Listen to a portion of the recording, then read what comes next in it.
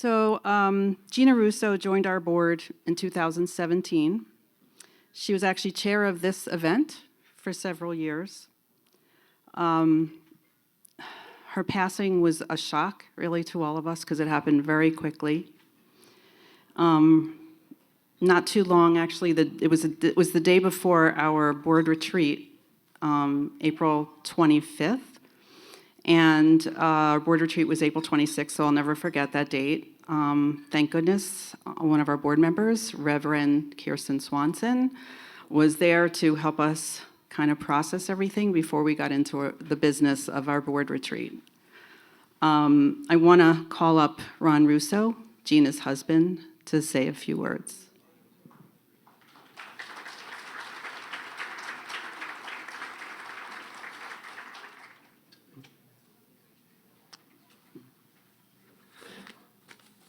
Hi, I'm Ron Russo. I just want to congratulate you on your 16 years, doing your good work for all the kids that you help out and stuff like that.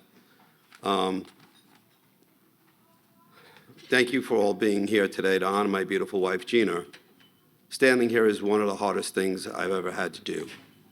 But I also know Gina would want this moment to be filled not only with sadness, but with love, gratitude, and the warmth she brought into so many lives. If there is one thing everyone knew about Gina, it was her heart. She had a way of truly seeing people, especially those who were struggling or who felt overlooked.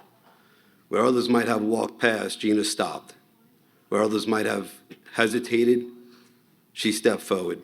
Kindness was something wasn't something that she turned on and off. It was simply who she was. Many of you knew her through her services. Gina was proud to serve on the board of IlluminArt and previously on the board of Meals on Wheels. But for her, these roles were never about titles. They were about people. They were about making sure someone felt cared for, supported, and not alone. She gave her time, her energy, and her whole heart to these causes.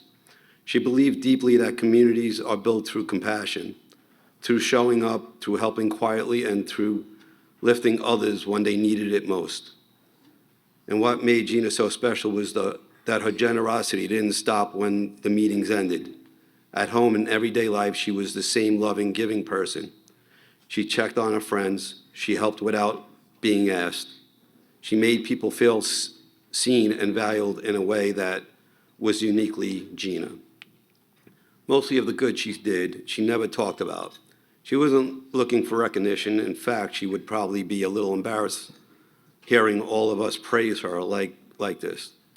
She was humble that way. She simply saw a need and filled it.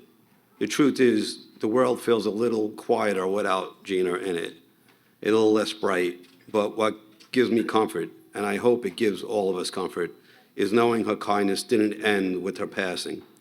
Every life she touched, every person she helped, through IlluminArt and Meals on Wheels, and through her everyday acts of love, that is her lasting legacy. Gina believes small acts of kindness could change the world, and if we honor her by carrying even a piece of that forward, by being a little more patient, a little more generous, a little more willing to show up for one another, then our beautiful spirit continues to live on through all of us. To my Gina, thank you for the love you gave me, for the life we shared, and for showing me what true selflessness looks like. I miss you more than the words that can ever express, but I am so incredibly proud of the woman you were and the good you brought into this world. We love you, we honor you, and we will carry your life forward. Thank you.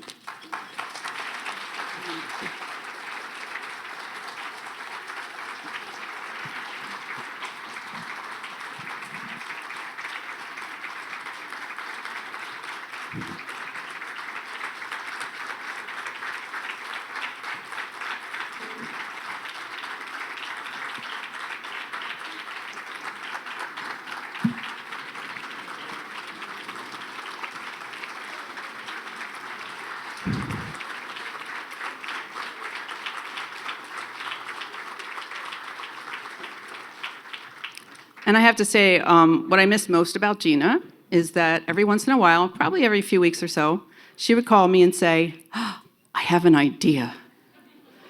And I need that. I need that from everybody. Like, just call me if you have an idea. Let me know. But I really miss that.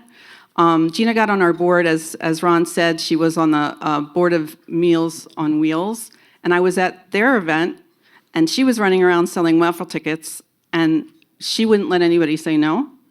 And I was like, I need you on my board. And she's like, okay, tell me about your organization. And that's how it started. So we all miss her very much.